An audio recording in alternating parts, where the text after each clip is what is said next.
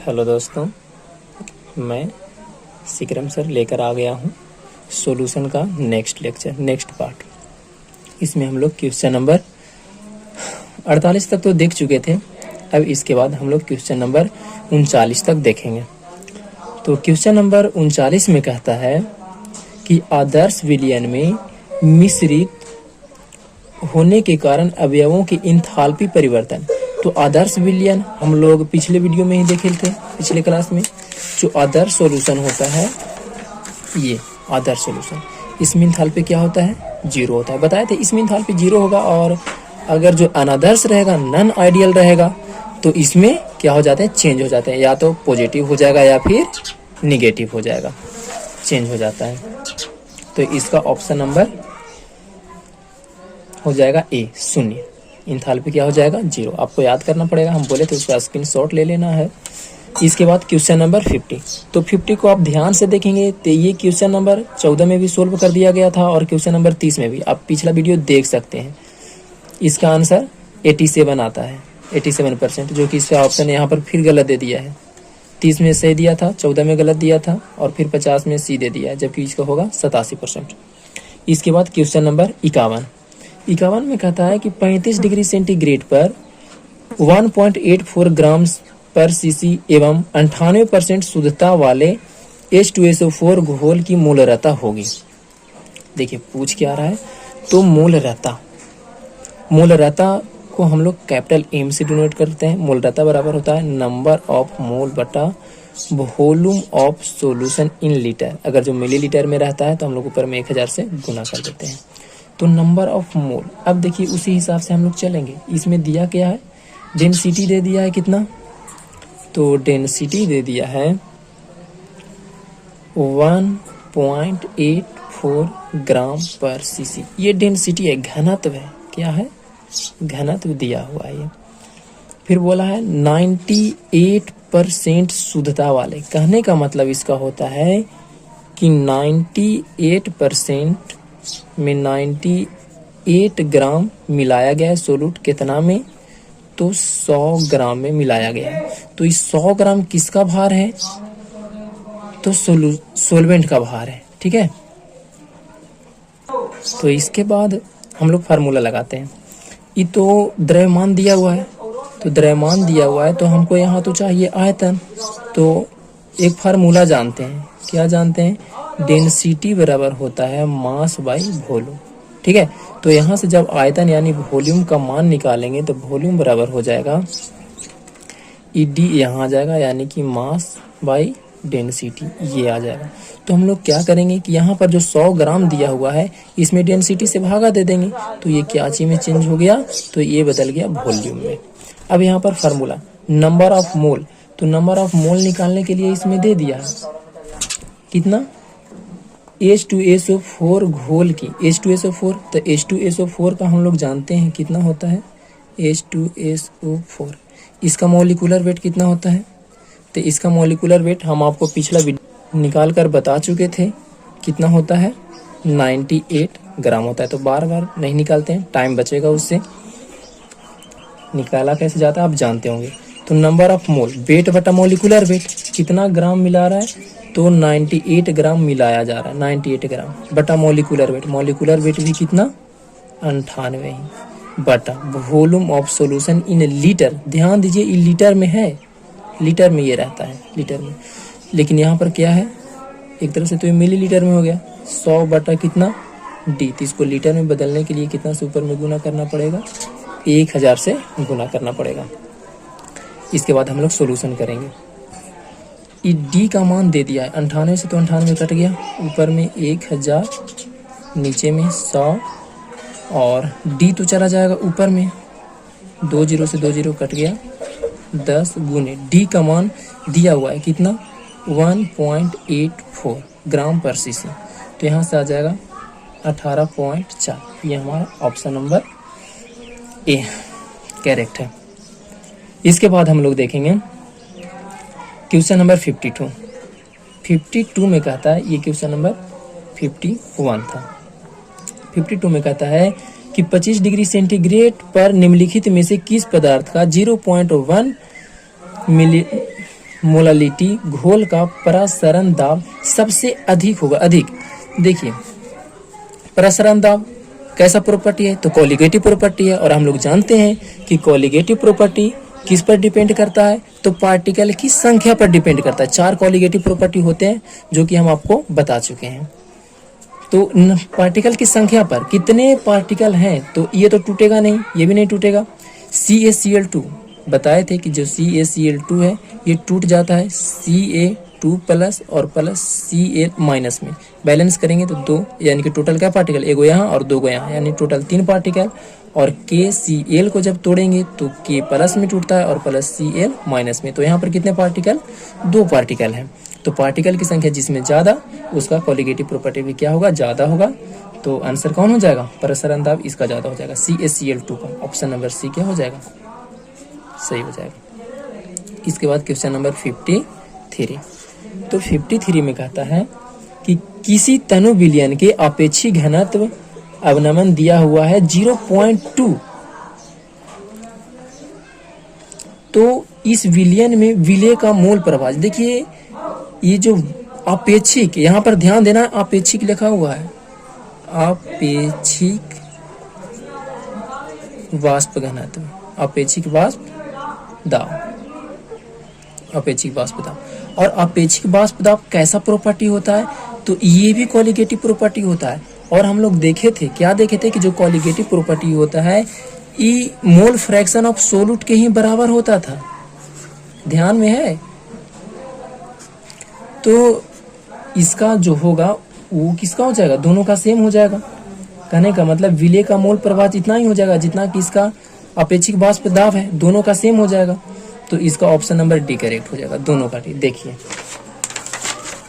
जो कॉलिगेटिव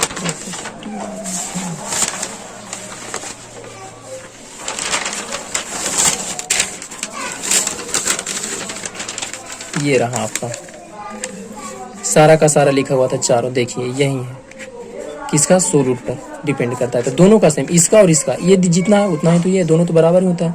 आई quantum factor है जिसको 100% हम लोग मान करके चलते हैं। इसके बाद क्वेश्चन नंबर है 54।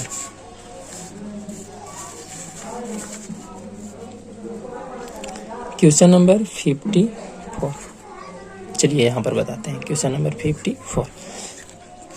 54 में कहता है कि जल के 100 ग्राम में H2O कितना है, 100 ग्राम।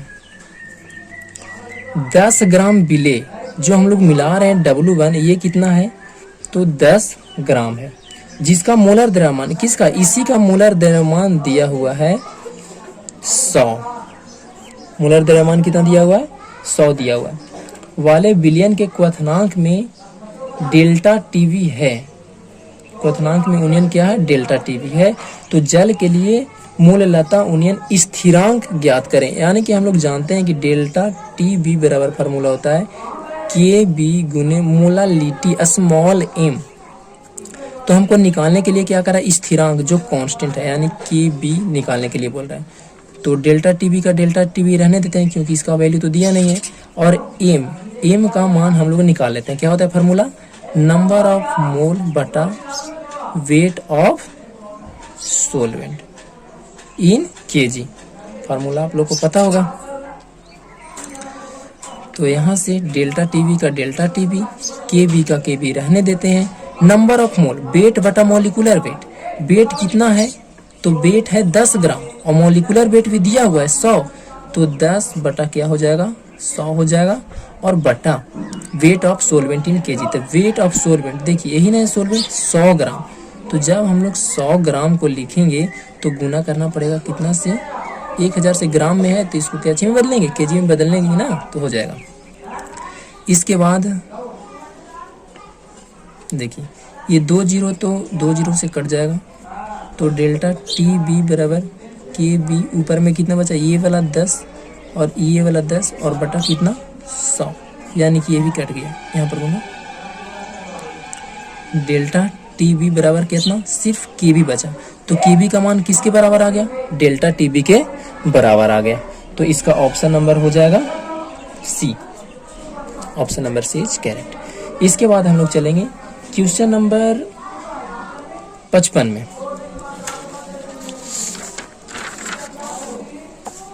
तो क्वेश्चन नंबर 55 में कहता है, क्वेश्चन नंबर 55, 18 ग्राम ठोस पदार्थ को, एक ठोस पदार्थ है 18 ग्राम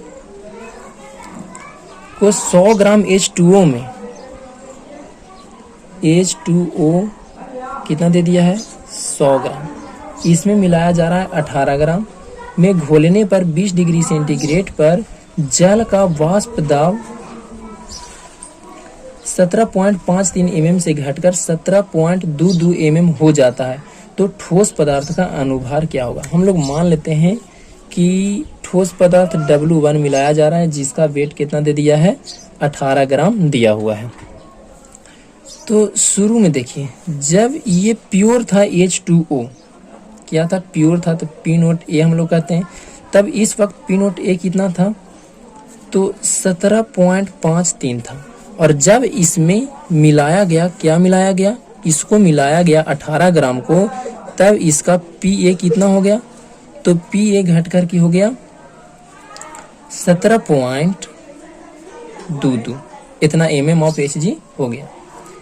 तो कहता है इसका टेम्परेचर कितना था, तो टेम्परेचर 20 डिग्री सेंटीग्रेड दिया हुआ है।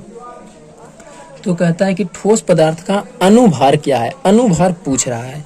तो PA इक्वल टू फार्मूला हम लोग जानते हैं XA P0A इक्वल टू 17.22। देखिए ये फार्मूला जानते हैं, मोल फ्रैक्शन है ये।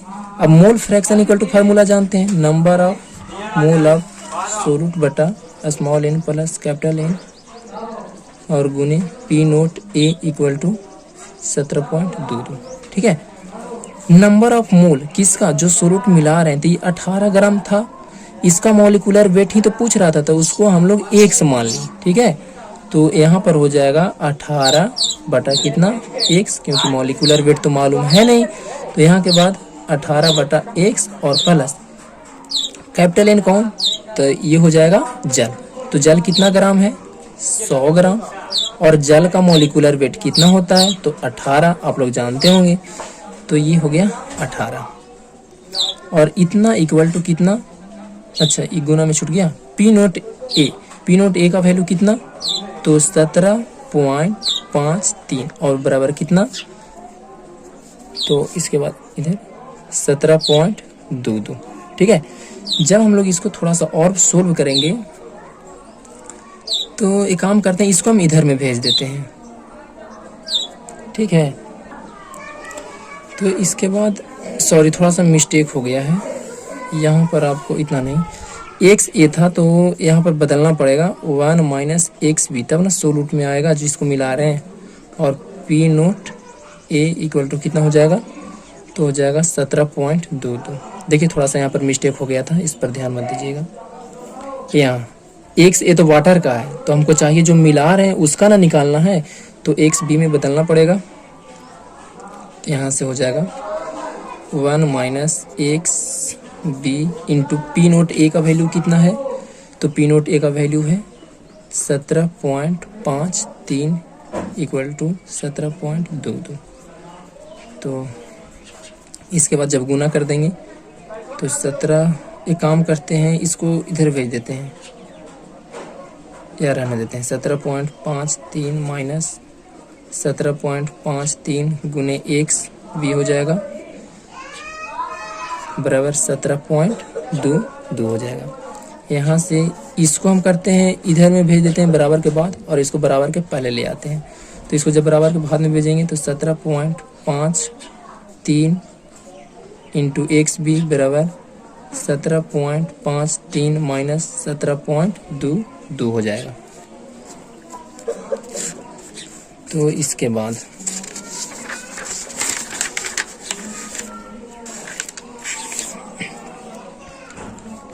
इसके बाद 17.53 गुने XB का वैल्यू कितना, तो NB बटा NB प्लस कैपिटल N, और यहाँ से हो जाएगा घटा करके आ जाएगा 0.0, 3 में से 2 गया 1 और 5 में से 2 गया 3, इतना आ गया। इसके बाद हम लोग सोल्व कर लेंगे आगे। इसको इधर में भेज देते हैं। एन बी का वैल्यू कितना, तो दिया हुआ था कितना ग्राम, 18 ग्राम मिला रहा है, तो हो जाएगा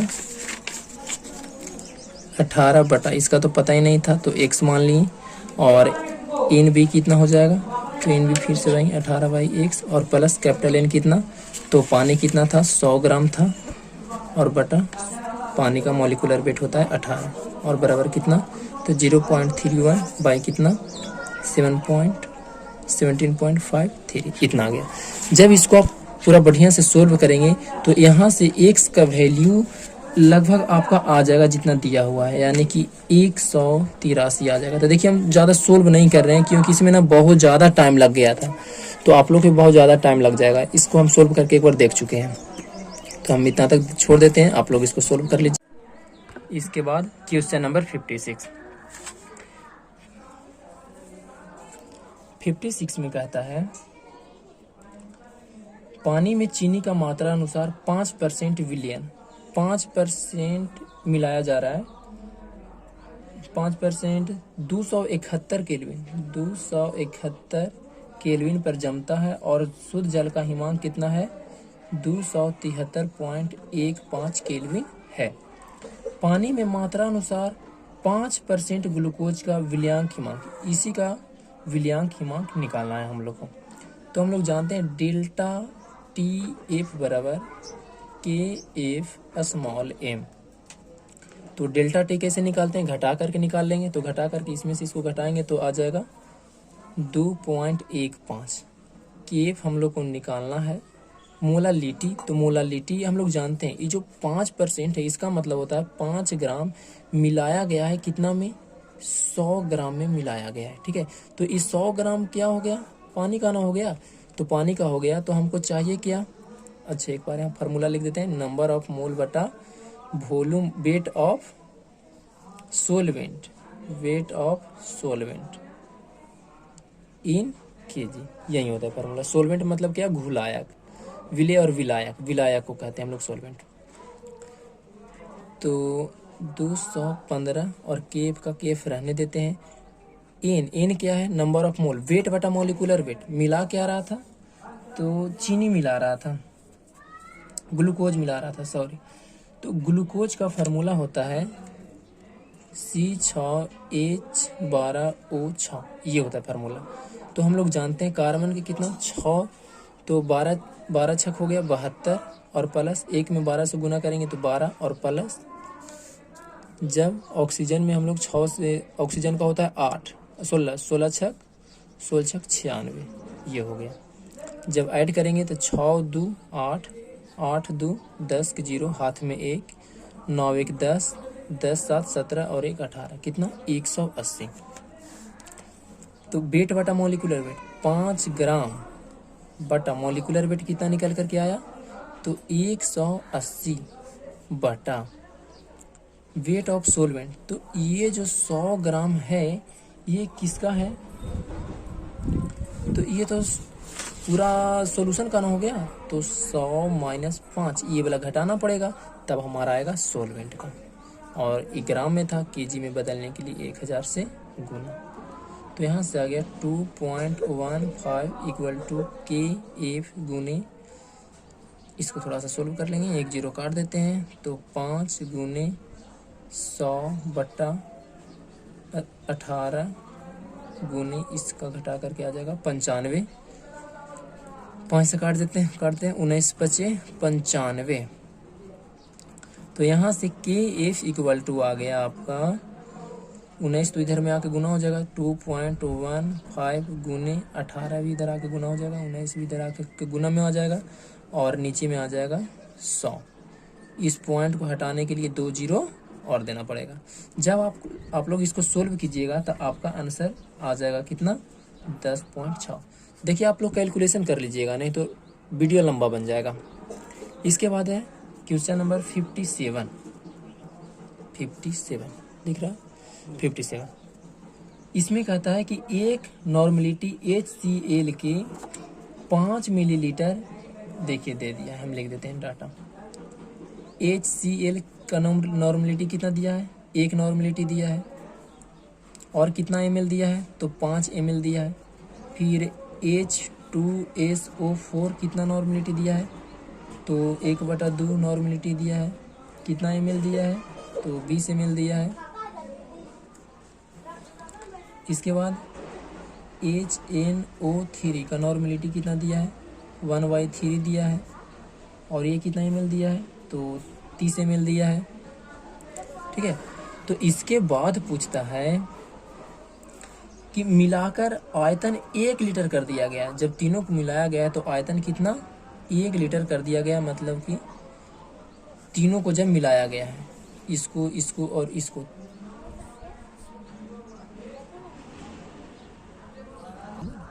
तीनों को मिला करके 1 लीटर कर दिया गया है। कहने का मतलब 1000 मिलीलीटर। सब मिलीलीटर में है तो हम इसको भी क्या करते हैं, मिलीलीटर में चेंज कर लेते हैं। इसके बाद आगे, तो इसके बाद है हम लोग को निकालना क्या है, परिणामी विलयन की सामान्यता। तो जो जब तीनों को मिलाएंगे तो जो हमारा सामान्यता होगा, नॉर्मलिटी होगा, वो कितना होगा। तो हम लोग फार्मूला एक जानते हैं कि जो टोटल होता है एन भी बराबर होता है N1 V1 plus N2 V2 plus N3 V3।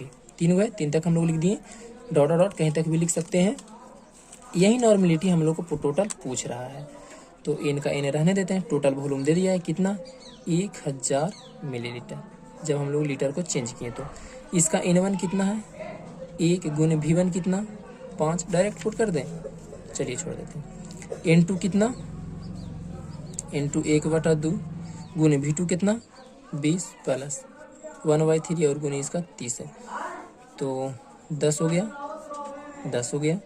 यानी कि 5 प्लस 10 प्लस 10, इधर में 1000 N हो गया। और यहाँ से जब N बराबर निकालेंगे तो आ जाएगा 10 10 20 5 25/1000। यानी कि आपका आंसर आ गया 3 जीरो है तो 0.025 हो जाएगा। 3 पॉइंट पहले 3 अंक पहले आ जाएगा पॉइंट, तो इतना हमारा आंसर हो गया। ऑप्शन नंबर मिला लेंगे। अच्छा, वैसे ही उस तरह से नहीं दिया है तो इसको काट दीजिए। 25 चौके 100, 40। यानी कि आपका आ गया N बराबर कितना, 1/40। 1/40 आ गया तो आपका आंसर कितना देगा, 1/40 N। इस तरह से करके देगा, देखिए इस तरह से। तो ऑप्शन नंबर हो गया डी। N/40 कहिए चाहे तो N/40, 1/40 N चाहे तो N/40, एक ही बात है। इसके बाद हम लोग देखेंगे क्वेश्चन नंबर 58। 58 में कहता है 58 में कहता है कि फास्फोरस H3PO3 के H3PO3 के कितना, इसका दे दिया 0.1 मोलरिटी को मिला रहा है, इतना को 20 ml। अगला पेज में चलते हैं। H3PO3 का दिया है 0.1 मोलरिटी। जलीय विलयन इसका कितना है, 20 ml दिया हुआ है। और दिया है पूर्णता उदासीन करने के लिए आवश्यक 1 mKOH। m खाली में दिया है, इसका मतलब समझ जाएंगे कि 1 KOH का कितना मोलरिटी दे दिया है, 1 m। कितना यही पूछ रहा है, भी इसका पूछ रहा है और ये दिया हुआ है। तो दोनों को कह रहा है उदासीन होने के लिए। तो उदासीन तो नॉर्मलिटी से हम लोग जानते हैं कि N1 V1 बराबर होना चाहिए N2 V2 का, तभी तो वो उदासीन होगा। तो इसका N1 निकाल लेंगे। तो N1 निकालने के लिए क्या करते हैं हम लोग, तो N फैक्टर से गुना करते हैं मोलारिटी में। तो इसका N फैक्टर कितना आता है, 2H प्लस में टूटता है। ये आपको पिछला वीडियो में हम बताए हैं कैसे टूटता है। तो इसमें जब 2 से गुना कर देंगे तो आ जाएगा 0.2, इसका नॉर्मलिटी आ जाएगा। इसका नॉर्मलिटी कितना आ जाएगा, तो KOH जब टूटेगा तो OH कितना टूटेगा, तो एगो OH माइनस टूटेगा, एगो टूटेगा। तो 1 से गुना करेंगे यानी कि इसका तो 1 ही रह जाएगा। ठीक है, इसके बाद हम लोग वैल्यू पुट करते हैं इसमें और V2 का वैल्यू निकाल लेंगे। तो N1 कितना दिया हुआ है, निकाल लेंगे हम लोग 0.2। इसके बाद V1 कितना दिया हुआ है, तो 20 ml बराबर N2 कितना 1 और V2 तो हम लोग को निकालना है, तो हो गया कितना हो गया 2 दूना की 4 पॉइंट और 1 0 हटा देते हैं, यानी कि 4 ml आ गया कितना V2 बराबर। ऑप्शन नंबर मिला लेंगे। देखिए 40 ml दिया है ऑप्शन में, कहने का मतलब यहाँ पर छूट गया, 0.1 होना चाहिए था। अगर जो 0.1 होगा तो क्या हो जाएगा, 0.1 इधर डिवाइड में आ जाएगा, 0.1 इधर डिवाइड में आ जाएगा और इसके बाद पॉइंट हटाने के लिए ऊपर में 1 0 दे देंगे, इतना हो गया V2 बराबर। ठीक है, तो क्वेश्चन में थोड़ा सा एरर हो गया, यहाँ पर 0.1 होना चाहिए। इसके बाद हम लोग चलते हैं क्वेश्चन नंबर 59, ये हो गया 58 था। अब चलते हैं 59 में। 59 में कहता है एक वाष्पशील विलेय जिसका मूलर द्रव्यमान दे दिया है, अवाष्पशील विलेय है, मूलर द्रव्यमान मान लेते हैं ए दिया हुआ है और एम ए दे दिया है कितना 250 ग्राम। ठीक है, इसके बाद 1 ग्राम को बेंजीन में घोला गया है, 1 ग्राम, इसका कितना ग्राम 1 ग्राम बेंजीन में, कितना बेंजीन में, तो जो बेंजीन है C6H6 बेंजीन का फार्मूला होता है, इसके 51.2 ग्राम में क्या किया गया, घोला गया है, इसके इतना में घोला गया है।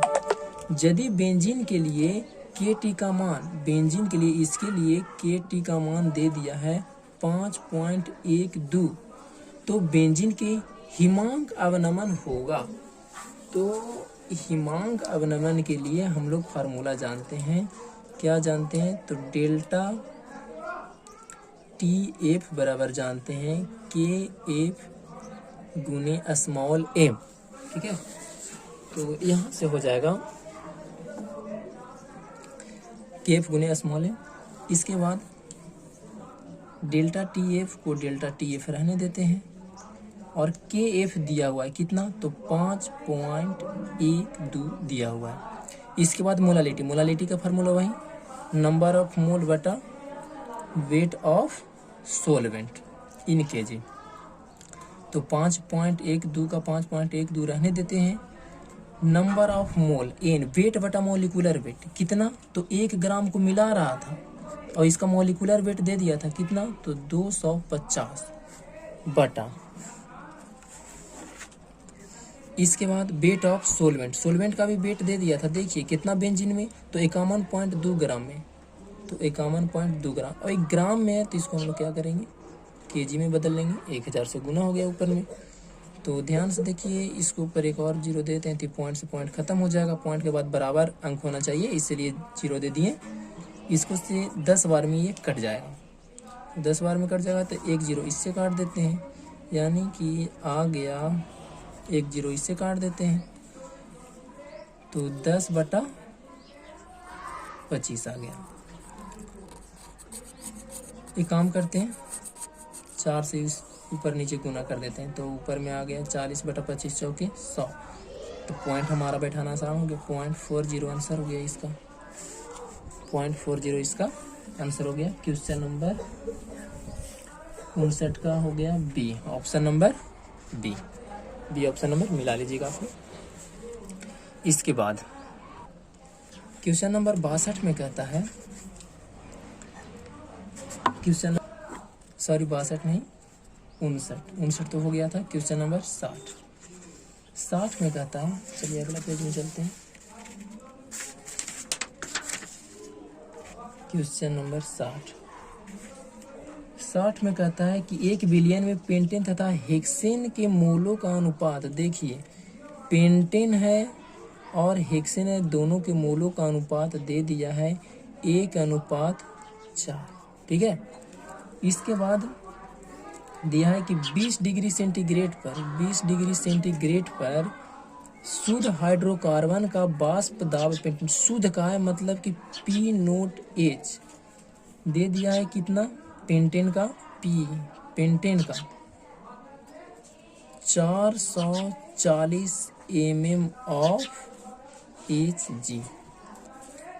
इसके बाद दे दिया है तथा हेक्सेन का P0H, H से हेक्सेन हो गया, कितना दे दिया है तो 120 mm ऑफ Hg दे दिया है दोनों का, ठीक है। तो इसके बाद पूछ रहा है वाष्प प्रावस्था में पेंटेन का मोल अंश, वाष्प अवस्था में पेंटेन का मोल अंश कितना होगा। तो इसके लिए पहले इन पेंटेन का निकाल लेते हैं। अगर जो XP निकालेंगे तो कितना आएगा, यहाँ से निकाल लेते हैं XP। तो P का कितना 1, तो 1/1 प्लस 4, तो 1/ कितना आ जाएगा 5 आ जाएगा। और जब H निकालेंगे तो एक H कितना है 4, तो 4/1 प्लस 4 यानी कि 4/5 आ जाएगा। तो ये ऊपर में हम लोग निकाल लिए। इसके बाद हम लोग P टोटल भी निकाल लेते हैं, तभी एक फार्मूला क्रिएट होगा। P टोटल बराबर जानते हैं XA P note A plus XB P note B। तब यहाँ पर PT बराबर हो जाएगा X, अगर जो हम लोग पेंटेन का लेंगे तो P नोट पेंटेन कर देंगे, प्लस X अगर जो हेक्सेन का लेंगे तो P नोट हेक्सेन कर देंगे। तो XP तो निकाल लिए हैं, कितना है 1/5 गुने P note A P note P कितना है 440 प्लस XH कितना है 4/5 गुने कितना है 120, इतना है 5 दूना की 10, 5 दूना की 10 यानी कि 44 दूना 88। सोल्व कर लेंगे आप लोग। 4 दूने के 8, 12 8 96 यानी कि 8 6 14 के 4 9 8 17 1 18 184 आ गया।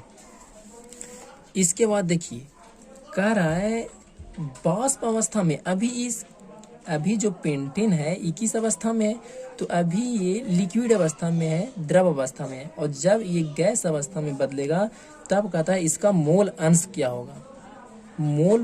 मोल फ्रैक्शन पूछ रहा है किसका, पेंटेन का, लेकिन किस अवस्था में, तो गैस अवस्था में पूछ रहा है। तो इसके लिए हम लोग फार्मूला जानते हैं कि जो मोल अवस्था होता है लिक्विड में पेंटेन का, तो लिक्विड में गुने P नोट इक्वल टू होता है XP किसमें, तो गैस में, और गुने P टोटल, समझे।